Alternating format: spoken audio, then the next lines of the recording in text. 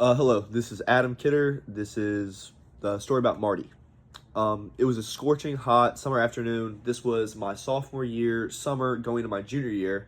Um, and so we played summer ball at my school.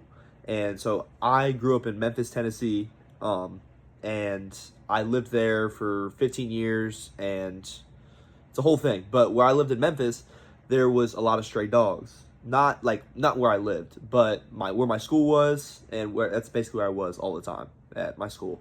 And all the time we would see these dogs. A lot of the times they'd be scared and they'd be kind of like timid, which I understand. They're stray dogs, and it was sad. But one day we were at the field. It was late at night. I was hitting with some of my friends, and a dog ended up coming onto the field. He was a scrawny, like really small little dog. He didn't have a lot of weight on him. He was definitely malnourished.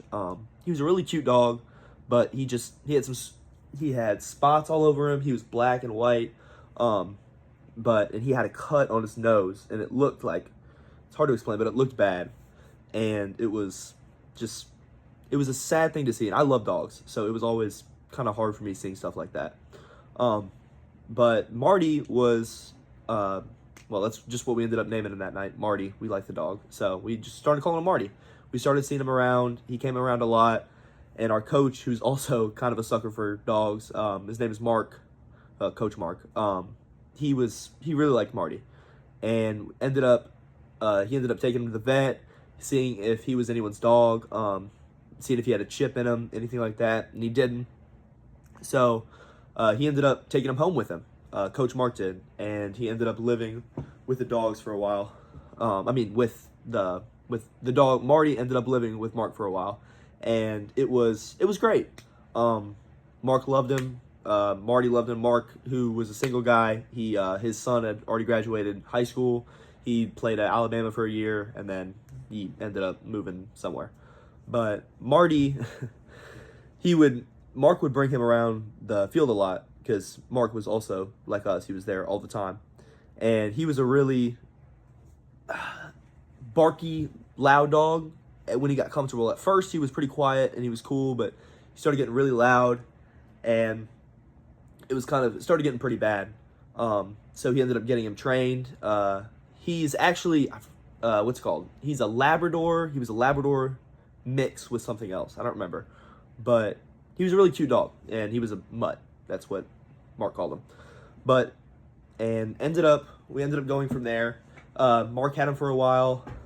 It was great. He had him for summer ball. He would bring him to the games a lot, and we all loved dogs. We all loved just messing with him. After the game, we'd get a win. He'd come out in the field with us while we're cleaning it up and everything. We'd just play, throw the ball around, and